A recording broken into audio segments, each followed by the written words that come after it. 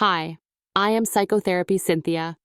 In this training video, I will discuss issues raised in an article by Bray, 2021, Assessment, Diagnosis, and Treatment Planning, a map for the journey ahead, culled from Counseling Today. Before we begin, take a moment to imagine a new client sitting down in front of you. They are overwhelmed, their story is complex, and you silently ask yourself, how do I map this journey from first concern to effective, ethical, evidence-based care? In this training, we will turn that question into a clear, usable framework you can apply in real sessions and supervision. Across this video, the focus will be on 3 core stages of clinical work: assessment, diagnosis, and treatment planning. Rather than treating them as isolated tasks or forms to complete, we will explore them as an integrated, recursive map that orients you and your client across the entire counseling journey. You will see how each step, from the first intake question to the treatment plan revision, flows from the previous one and sets up the next. Drawing on Bray's 2021 article, Assessment, Diagnosis, and Treatment Planning, a map for the journey ahead. The goal is to move beyond theory into concrete clinical application. The video will translate the article's key ideas into practical language, structured processes, and examples that you can immediately adapt to your practice, practicum, internship, or supervision conversations. By the end, you will be able to articulate a clear conceptual framework for assessment, diagnosis, and treatment planning, identify best practices for ethically and culturally responsive assessment, organize your diagnostic reasoning and differentials, and develop collaborative, client-centered treatment plans with measurable goals and outcomes. You will also be able to integrate documentation standards and case formulation steps that improve your clinical reasoning and support communication with other professionals. When we talk about assessment in counseling, the focus is not only on symptoms or problems, it is on the whole person in context. Assessment includes client strengths, presenting concerns, developmental and medical history, family and relationship patterns, cultural and spiritual identities, and the social determinants that shape risk and resilience. Instead of thinking of assessment as a one-time event, imagine it as an unfolding narrative that you and the client co-construct over time. Assessment begins with a thoughtful intake and history-taking process. This means preparing questions that are open enough to invite story, but structured enough to ensure you gather the information needed for safety, diagnosis, and treatment planning. For example, you might ask, "Can you tell me in your own words what brought you in today?" Followed by targeted questions about symptom duration, intensity, and functional impact, such as, "How has this been affecting your sleep, work, or relationships?" Using a multi-method assessment approach strengthens your clinical picture. This can include the clinical interview, standardized measures or rating scales, collateral information with consent from family, schools, or medical providers, and your own observations of affect, behavior, and interpersonal style. Each method adds a different angle on the client's experience, and part of your task is to synthesize those perspectives rather than relying solely on a single source of data. Ethical and culturally responsive assessment requires more than a brief cultural question tacked onto the intake.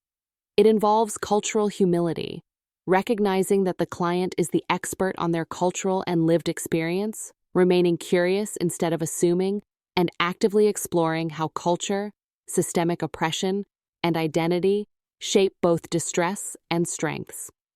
It also includes informed consent, clear explanations of the purpose of assessment and any measures you use, transparency about limits of confidentiality, and explicit attention to safety and crisis concerns when indicated. One practical way to operationalize assessment is to use a simple intake checklist that you can adapt to your setting. This might include sections such as presenting concerns, history of the problem, relevant medical and psychiatric history, substance use, risk and safety indicators, suicidality, self-harm, violence risk, family and social context, educational and occupational history, strengths and resources, cultural and spiritual factors, and client goals for counseling. As you become more experienced, this checklist functions as a cognitive map to ensure you do not overlook key domains. Alongside a checklist, you can develop a brief assessment interview script. This is not a rigid script that you read word for word, but a set of go-to questions and prompts that guide your initial sessions. For example, you might use a flow of, "What brings you in now? How long has this been going on? What have you tried so far to cope with this? Who are the important people in your life? What do you hope will be different as a result of counseling?" Over time, you will personalize this structure to your style while still covering essential domains. Standardized measures can play an important role when used thoughtfully. You might incorporate brief screening tools for depression, anxiety, trauma, substance use, or functioning at intake and at regular intervals to track change. The key is to select measures that are appropriate for the client's language, culture, and literacy. Explain why you are using them, and integrate the results into your overall clinical picture rather than treating them as definitive in isolation. Common challenges in assessment include feeling rushed to get everything in one session, becoming overly focused on checkboxes instead of listening deeply, and under-assessing areas like trauma, substance use, or cultural context because they feel uncomfortable. A helpful reframe is to see assessment as iterative. You collect enough information for safety and preliminary direction early on, and then continue to refine and deepen your understanding across subsequent sessions. Diagnosis is often experienced by new clinicians as either intimidating or reductionistic. In this training, diagnosis will be framed not as a label for the client, but as a clinical tool that organizes information, informs prognosis and treatment planning, and supports communication with clients and other professionals. When approached thoughtfully, diagnosis can coexist with a holistic, person-centered, and culturally responsive stance. Diagnostic reasoning is less about memorizing criteria and more about disciplined thinking. It begins by synthesizing data from multiple sources: the client's narrative, your observations, standardized measures, collateral information, and contextual factors. From there, you identify the principal concerns and the domains of life they affect, notice patterns across time, and consider potential categories of problems. For example, mood, anxiety, trauma-related, substance-related, personality, or adjustment. A structured differential diagnosis process helps prevent premature closure. Rather than jumping to the first diagnosis that appears to fit, you can ask yourself, what else could explain this presentation? What conditions share overlapping symptoms? For example, trouble concentrating could relate to depression, anxiety, ADHD, trauma, or sleep problems, among others. By explicitly listing possibilities and ruling them in or out based on the evidence, you strengthen your clinical reasoning and reduce bias. Documenting a diagnostic impression can follow a simple structure, presenting concerns and key symptoms, relevant history and context, functional impact, measure results, if used, conditions considered, rationale for the primary diagnosis or provisional diagnosis, and any comorbid conditions. Using language such as, "the available information is consistent with," and "provisional diagnosis pending further assessment," communicates that diagnosis is a hypothesis based on current data, not a fixed verdict. DSM-5-TR and ICD-11 provide shared language and criteria that are often necessary for insurance, agencies, and interdisciplinary communication. In the video, you can briefly orient viewers to how these systems are used in your context without turning the training into a diagnostic manual lecture. Emphasize the clinical utility of diagnosis, how it helps guide treatment targets and expected course, while acknowledging limits, cultural critiques, and the risk of reifying categories. Ethical and cultural considerations are central. Diagnosis can carry stigma and power, and it is important to avoid pathologizing understandable reactions to trauma, oppression, or marginalization. Bring in questions such as, how might structural racism, discrimination, or immigration stress shape this presentation? How might my own cultural lens be influencing what I see as symptoms? Additionally, consider how you will discuss the diagnosis with the client in collaborative, non-stigmatizing language. To make this concrete, you might walk through a brief case in which a client presents with sadness, irritability, sleep disturbance, and concentration problems. Show how you consider depressive disorders, bipolar disorders, anxiety, trauma-related disorders, and substance-induced conditions. Then illustrate how additional assessment, inquiry into trauma history, substance use, and mood cycling helps you narrow the differential and arrive at a provisional diagnosis with a clear rationale. Treatment planning translates assessment and diagnostic reasoning into a shared, actionable roadmap. It answers the question, now that we understand what is going on, what are we going to do about it? How, and how will we know if it is working? A well-constructed treatment plan guides interventions, structures sessions, and creates a common frame for you, the client, and any involved team members. An effective treatment plan starts with problem formulation and goals.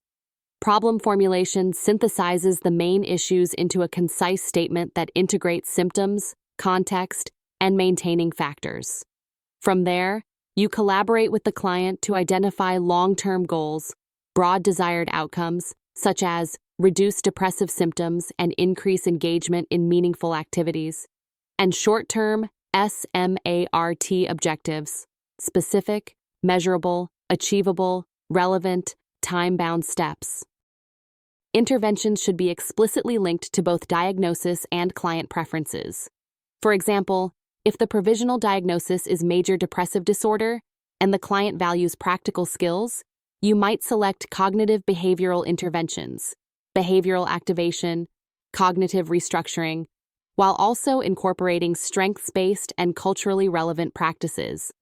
Documenting this link, if we believe X is happening, we will try Y type of interventions for Z reason, clarifies your clinical reasoning and supports accountability.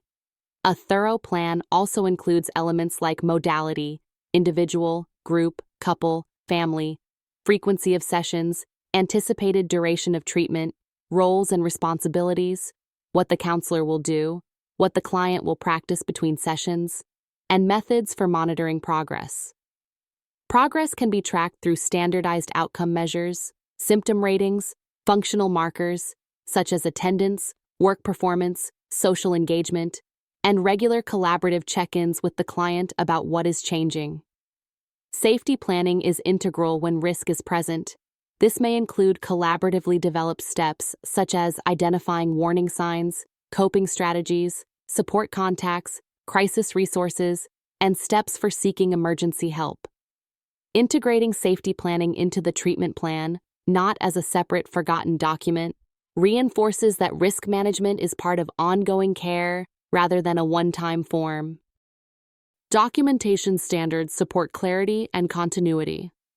In the training, you can demonstrate a basic treatment plan template with columns or sections for problem statement, goal, objective, intervention, responsible party, timeline, and outcome measure.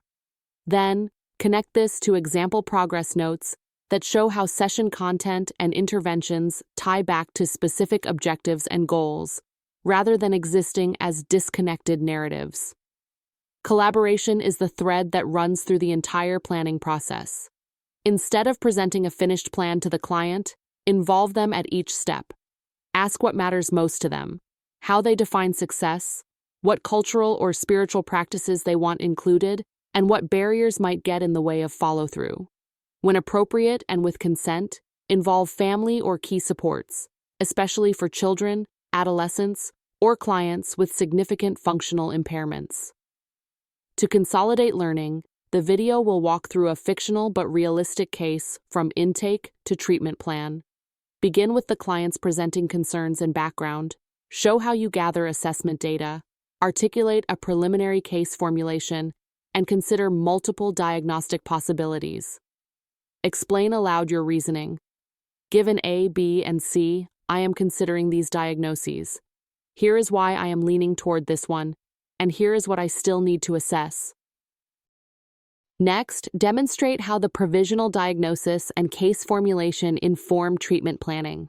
Show the transition from problem formulation to measurable goals and objectives, and then to specific interventions. For example, if the case involves depression and trauma history, you might design a plan that combines behavioral activation, psychoeducation, trauma-informed stabilization skills, and gradual processing work, while remaining sensitive to the client's pace and readiness. To make the case dynamic, introduce changes over time. Perhaps the client discloses additional substance use later, or their goals shift as they improve. Use these turns to illustrate how treatment plans are living documents that can and should be revised. Show how you renegotiate goals, adjust interventions, and update documentation to reflect the evolving clinical picture and client preferences. Supervision is a crucial context for refining assessment, diagnosis, and treatment planning. Encourage viewers to bring their assessment notes, differential diagnosis reasoning, and treatment plans into supervision, not just challenging moments or crises. Model supervision questions like, what data is supporting this diagnosis? What other explanations did you consider? How do these goals reflect the client's own language and values? What cultural or systemic factors might we be overlooking? Professional development involves staying current with best practices, evolving diagnostic frameworks, and ethical standards. Suggests that viewers regularly read professional publications, consult practice guidelines, attend trainings, and engage in peer consultation focused specifically on case formulation and treatment planning. Emphasize that confidence in this area emerges over time through repetition, feedback, and reflective practice. Common pitfalls include rushing to a diagnosis without sufficient data, over-relying on checklists without integrating meaning, under-attending to culture and context, and writing treatment plans that are either too vague or too rigid. Another common issue is documentation that does not clearly connect assessment findings, diagnosis, and interventions. Naming these pitfalls explicitly helps normalize the learning process and invites clinicians to adopt a stance of ongoing refinement rather than perfectionism. As the training moves toward closure, recap the key moves in Bray's map: comprehensive, culturally responsive assessment, thoughtful, hypothesis-driven diagnostic reasoning, and collaborative, goal-oriented treatment planning that remains flexible over time. Offer viewers practical takeaways such as printable checklists, diagnostic impression templates, and treatment plan examples they can adapt for their own settings, and encourage them to apply the framework with their next new client, supervision discussion, or case presentation. Finally, invite reflection and engagement. Encourage viewers to pause the video at certain points to draft a mock assessment summary or treatment plan, to consider how they would explain a diagnosis to a client in empowering language, and to note one specific change they will make in their assessment, diagnostic reasoning, or treatment planning in the coming week. Close by, reinforcing that mapping the journey ahead is an iterative, collaborative process, and that with practice, the path becomes clearer, more ethical, and more effective for both clinician and client.